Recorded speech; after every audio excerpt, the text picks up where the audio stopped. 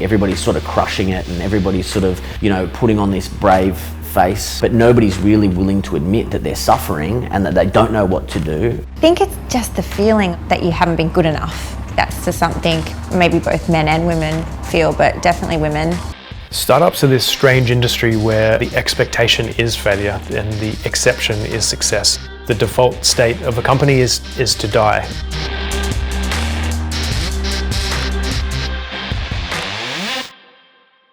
I think the biggest misconception about being an entrepreneur is that it's glamorous. We've all seen, or most of us have seen, The Social Network, and everybody thinks it's all about sort of black turtlenecks and jeans, and in fact it's a really hard slog.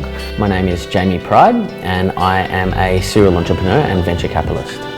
I founded a number of businesses, but in 2016 I started a business called Refined.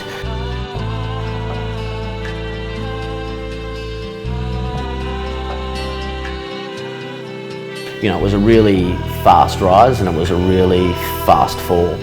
The stock price went from, I think, 20 cents on listing to almost $2 in about 14 weeks. That translates to about $200 million in what's known as market capitalisation, and it subsequently had a similar fall. And we had to lay a lot of staff off. There was a lot of instability in the company, and ultimately, I left. 9 out of 10 entrepreneurs fail, but you always think you're going to be the one.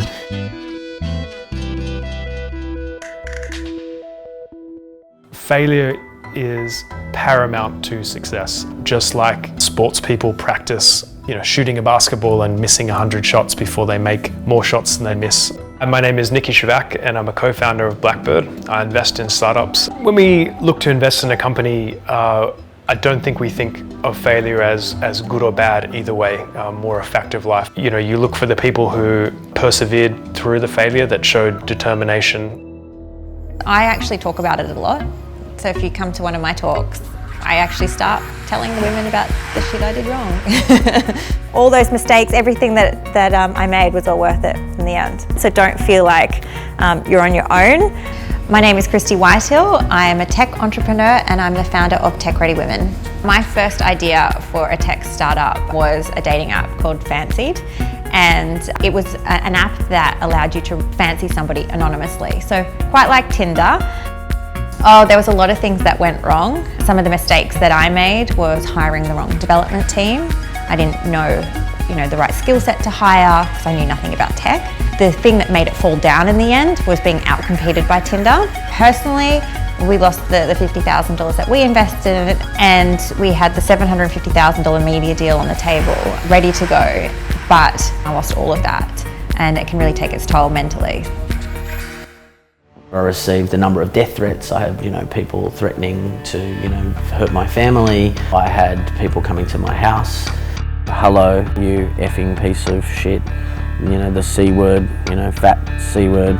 I thought I was ready as a pretty experienced entrepreneur for that kind of failure, and I wasn't. Right? I wasn't physically ready for it, and I wasn't mentally or emotionally ready for it. I really wanted to just sort of end it all, and didn't really want to go on.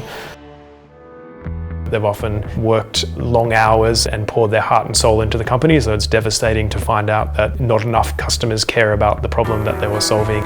I think people are afraid to discuss failure because it's such an embarrassing emotion. It's very hard to look at yourself in the mirror when everyone around you is crushing it, in inverted commas. The reality is that everyone does it tough. The media likes to play on the numbers. You've raised $1 million, you've IPO'd, you're now a $1 billion business, and some of those things are really unachievable for some people. I think it's important to really understand what the entrepreneurial journey is like.